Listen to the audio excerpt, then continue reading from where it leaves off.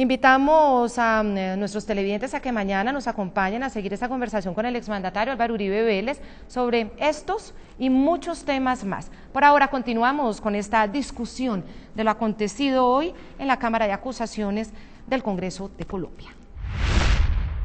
Otro de los temas fundamentales y tiene que ver con, digamos, esa situación de diferencias absolutas entre la destituida senadora Piedad Córdoba por la Procuraduría, por esos nexos que según la Procuraduría tenía con las FARC, y el exmandatario Álvaro Uribe Vélez, que va a entregar su versión libre en el caso de las interceptaciones ilegales, de las cuales ella se considera víctima, porque por eso es que todo se liga y todo está junto. En esos dos casos en concreto, ¿cómo hacer para que la justicia actúe paralelamente en los dos casos sin que se mezclen, o vamos a estar asistiendo a juicios paralelos en estos casos? Ese es el diseño constitucional, Claudia. Hay dos jueces naturales que hay que respetar.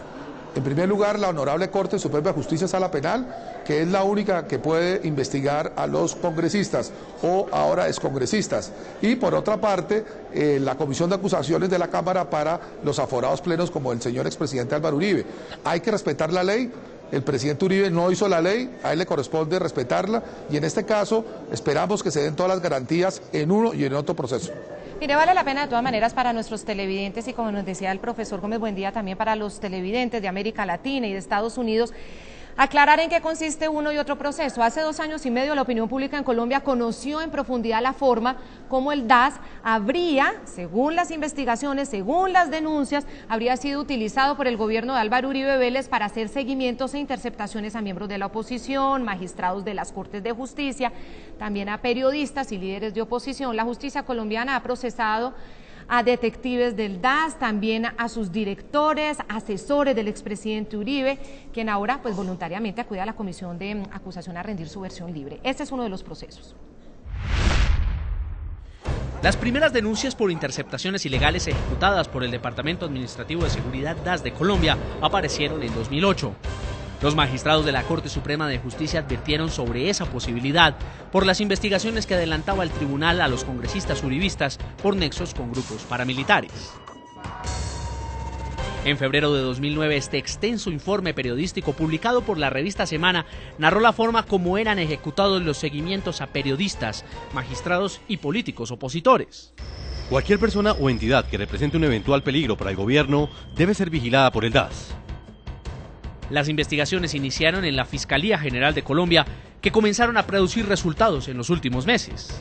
Los exdirectores de inteligencia y contrainteligencia del DAS, Fernando Tavares y Jorge Alberto Lagos, respectivamente, fueron condenados a 8 años de prisión el pasado 7 de marzo. Otro mando medio de la institución, la exsubdirectora de análisis del DAS, Marta Inés Leal, y 10 detectives más quedaron implicados en el proceso. Entonces, las indagaciones de la Fiscalía tocaron a los exdirectores del DAS, Jorge Noguera y María del Pilar Hurtado. Ambos fueron funcionarios del gobierno Uribe en el periodo en el que supuestamente ocurrieron las llamadas chuzadas.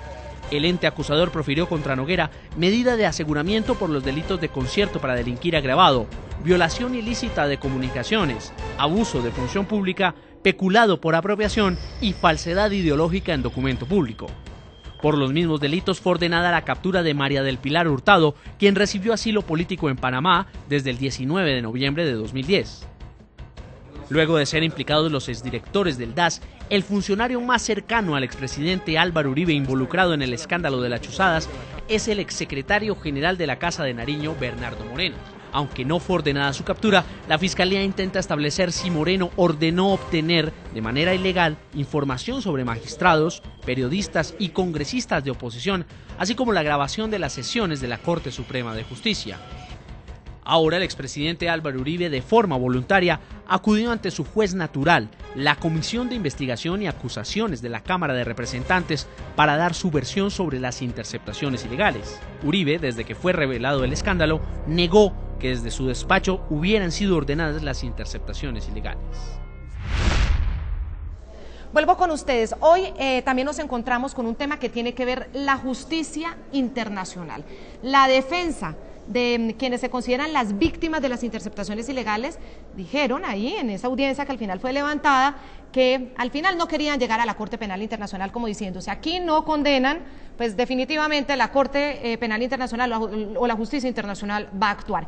¿Qué piensan ustedes de esa afirmación? Profesor Gómez, buen día.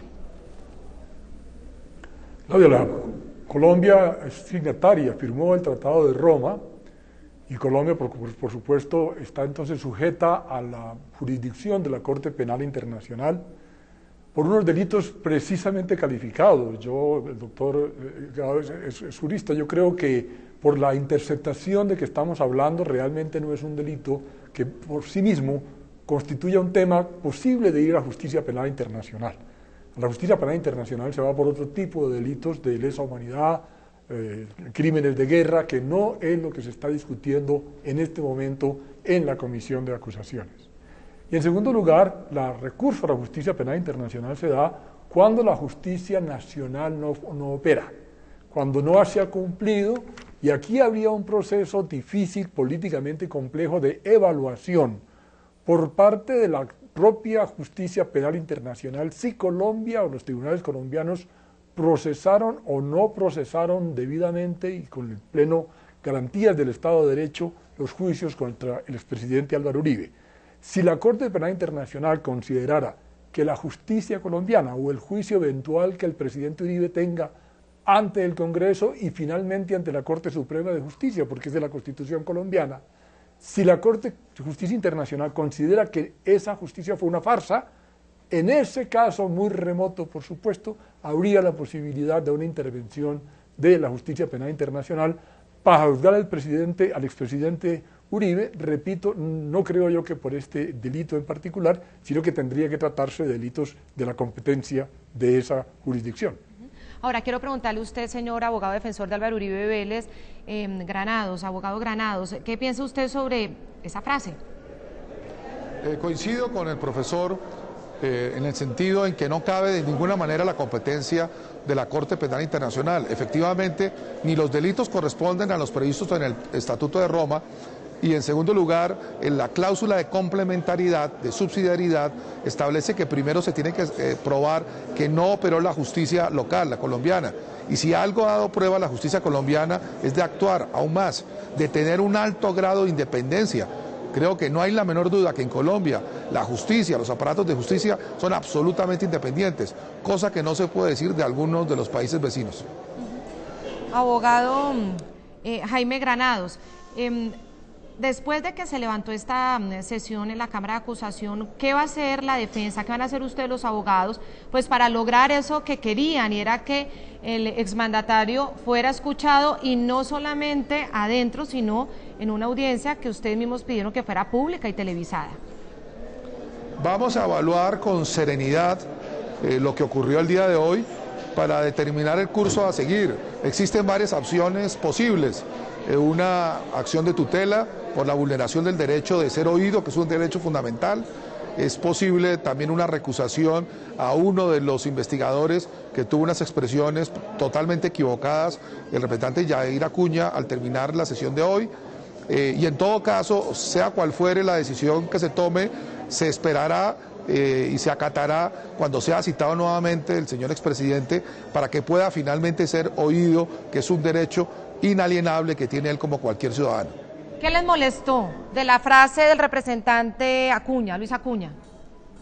Bueno, cuando en primer lugar tuvo un contacto privado con una de las partes, es absolutamente inadmisible que una de las partes civiles tenga un contacto privado con el juez. ¿Cuándo? Eso no es transparente. ¿Cuándo? Hoy tuvo lugar, lo reconoció hoy el representante Yair Acuña, que se reunió con una de las partes civiles, quien le manifestó alguna preocupación que tiene. Eso no se debe hacer a espaldas, tiene que estar presente todos los otros procesales, estar presente el Ministerio Público. Y en segundo lugar, transmitió o hizo ver algo que por supuesto es del rechazo de la defensa del presidente Álvaro Uribe, dando a entender situaciones totalmente equivocadas. Me parece que eso no es una conducta que deba hacer un representante investigador.